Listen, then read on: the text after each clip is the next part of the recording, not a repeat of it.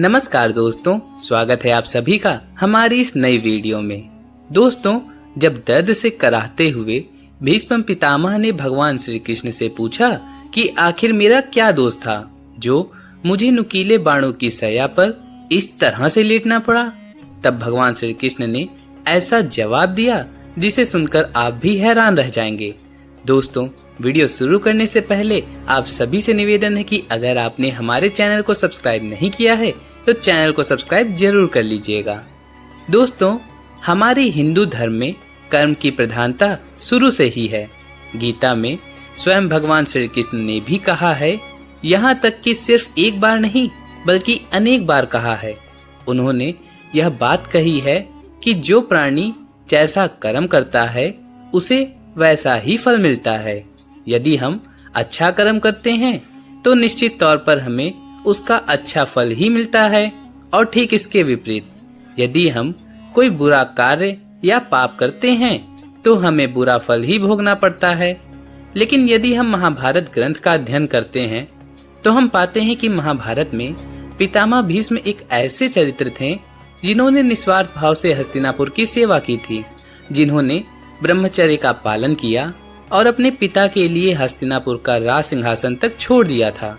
शायद ही किसी ने ऐसा किया होगा, लेकिन फिर भी उन्हें जो अपार कष्ट भोगने पड़े उनसे तो आप सभी भली भांति परिचित ही हैं कि किस प्रकार से महाभारत का युद्ध समाप्त होने के बाद उन्हें कितने समय तक नुकीले बाणों की सया पर सोना पड़ा। अब प्रश्न उठता है कि आखिर उन्होंने ऐसा कौन सा कर्म किया था जो उन्हें अपार कष्ट भोगना पड़ा। यह सवाल सिर्फ हमारे मन में नहीं बल्कि स्वयं पितामह के मन में भी उठा था। तब उन्होंने भगवान श्री कृष्ण से पूछ लिया कि इन नुकीले बाणों से तो किसी के भी शरीर क्षत-विक्षत होकर खून की धाराएं बहती हैं, लेकिन पीड़ित अवस्था में मैं अभी भी बाणों की सया पर आखिर क्यों लेटा हूँ? हे जगत गुरु कृष्ण, मुझे इसका जवाब चाहिए। मैंने निस्वार्थ भाव से हमेशा हस्तिनापुर की देख रेख की है और हमेशा उसे शक्तिशाली आक्रमणकारियों से बचाया, फिर भी आखिर मेरी ऐसी दुर्दशा क्यों? अपने पिता के लिए मैंने ब्रह्मचर्य का पालन भी किया, एक एक कर मेरे परिवार के सभी सदस्य मारे गए, लेकिन फिर भी मैं अडिग रहा, हस्तिनापुर की सुरक्षा करता रहा। आखिर मेरे साथ ही ऐसा क्यों हुआ? आखिर मुझे इन नुकीले बाणों की सया क्यों प्राप्त हुई? मैंने न कभी कौरवों में और न कभी पांडवों में भेदभाव किया। मैंने धृतराष्ट्र, पांडव, यहाँ तक कि दासी पुत्र विदुर को भी अपना ही पौत्र माना, सदैव उन्हें शिक्षाएं प्रदान की, कौरवों को भी मार्ग से भटकने नहीं दिया, उन्हें भी बार बार मैं मार्ग पर लाने का प्रयास करता रहा। पांडवों के लिए हमेशा दया भावना ही मेरे मन में थी। मैं तो कभी नहीं चाहता था कि महाभारत का यह विशाल युद्ध हो, क्योंकि मैं जानता था कि यह युद्ध मेरे समग्र परिवार को खा जाएगा। हे जगत गुरु कृष्ण, आखिर मेरे साथ ही ऐसा क्यों हुआ? आखिर मुझे इन अनगिनत नुकीले बाणों की सया क्यों प्राप्त हुई? क्या मेरा कोई कर्म ऐसा था जो ईश्वर को कतई प्रिय नहीं था? मेरे मन में ऐसे कई सारे सवाल हैं। हे जगत गुरु कृष्ण, तुम तो सभी के सवालों के जवाब देते हो। अब मेरे इन कठोर सवालों के जवाब मुझे तुमसे ही सुनने हैं।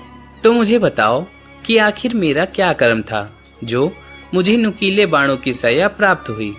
तब भगवान श्री कृष्ण मंद मंद मुस्कुराए और उन्होंने भीष्म पितामह से पूछा, पितामह, क्या आपको अपने पिछले जन्म के कर्म याद हैं? तब भीष्म ने कहा, हे जगत गुरु कृष्ण, मुझे अब तक के मेरे 10 जन्म याद हैं, जिसमें मैंने शायद ही कोई ऐसा पाप किया हो जिससे मुझे यह असहनीय पीड़ा भोगनी पड़ रही है। अब मुझे तुम ही बताओ कि मेरा ऐसा कौन सा कर्म था जो विधाता ने मुझे यह अपार कष्ट भोगने के लिए चुना है। तो स्वयं भगवान श्री कृष्ण ने भीष्म के समीप बैठकर कहा, पितामह, आपको आपके केवल 10 जन्म याद हैं, लेकिन मैं आपको आपके पूर्व के जन्म और उसमें किए गए पाप भी बता सकता हूँ, और संभवतः इससे आपको स्पष्ट भी हो जाएगा कि उसके कारण आपको यह अपार कष्ट भोगना पड़ रहा है। इतना सुन करके पितामह के मुखमंडल पर ऐसे भाव आ जाते हैं कि मानो उनके बहुत बड़ी समस्या का निवारण होने वाला है। भगवान श्री कृष्ण आगे कहते हैं कि यह बात आपके 10 जन्मों से पूर्व की है, जब आप एक राजकुमार हुआ करते थे और अक्सर आखेट की मनसा से एक वन से दूसरे वन की यात्रा किया करते थे। ऐसे में एक दिन जब आप एक वन से गुजर रहे थे, तब आपके रास्ते में एक सर्प आ गया था। तब आपने बिना कुछ सोचे समझे उसे अपने रास्ते से हटा दिया, परंतु दुर्भाग्यवश वो सर्प कांटों की झाड़ियों पर जा फंसा। वो झाड़ियों से जितना अधिक निकलने का प्रयास कर रहा था, उतने ही कांटे उसकी पीठ पर चुभ रहे थे और बार बार रगड़ भी रहे थे। इस प्रकार से वह लगभग 18 दिनों तक कष्टदायक अवस्था में जीता रहा और उसी दौरान उसने ईश्वर से यह प्रार्थना की थी कि जिस तरह से मैं तड़प तड़प कर मृत्यु को प्राप्त हो रहा हूँ, ठीक उसी प्रकार से उस राजकुमार को भी मृत्यु प्राप्त होनी चाहिए। अंत में एक दिन उसने अपने प्राण त्याग दिए। इसी वजह से पितामह भीष्म, आप अपने पाप का फल भोग रहे हैं। इतना सुनते ही पितामह के मन में एक नया प्रश्न जन्म लेता है। वो कहते हैं कि हे जगत गुरु कृष्ण, यदि ऐसा है तो फिर मैंने अपने पूर्व के 10 जन्म बिना किसी कष्ट के बिताए, आखिर क्यों? मुझे उस बात की सजा मुझे अगले जन्म में नहीं मिली, बल्कि इसी जन्म में मिली। तब भगवान श्री कृष्ण कहते हैं कि उसके पीछे का मुख्य कारण यह है कि उन जन्मों में आपने ऐसा कृत्य नहीं किया था जो पाप की श्रेणी में आता हो, इसलिए आपको उन जन्मों में वह श्राप नहीं लगा। इतना सुनकर भीष्म पितामह ने कहा, हे देवकी नंदन, आखिर मुझे यह बताओ कि इस जन्म में मुझसे क्या भूल हो गई, जिसकी वजह से मुझे इतने पुराने पाप को भोगना पड़ रहा है। जिस पर भगवान श्री कृष्ण फिर से कहते हैं कि पितामह, इसमें भी कोई कहने वाली बात है, क्योंकि सत्य तो आपसे भी नहीं छिपा है, परंतु मैं आपको बता देता हूँ। आपने इस जन्म में अपने हस्तिनापुर की रक्षा करने का प्रण लिया और साथ में उसका पालन भी किया, लेकिन फिर भी आपने हस्तिनापुर की गद्दी पर बैठने वाले उस अधर्मी, अल्प बुद्धि वाले, घनघोर अत्याचारी दुर्योधन का साथ दिया। बस आपके पहले पाप की शुरुआत वहीं से शुरू हो गई। और दूसरा पाप तब हुआ जब आपके आंखों के सामने उस भरी सभा में, पांडवों की सभा में, आपकी कुलवधू का चिरहरण हुआ, लेकिन आपने धर्म के पथ पर चलने के बावजूद शकुनी को नहीं रोका। इन्हीं कुछ पापों के कारण आपके श्राप का श्रेय हो गया और पूर्व जन्म का पाप फुलित हो गया और परिणाम आपके सामने है।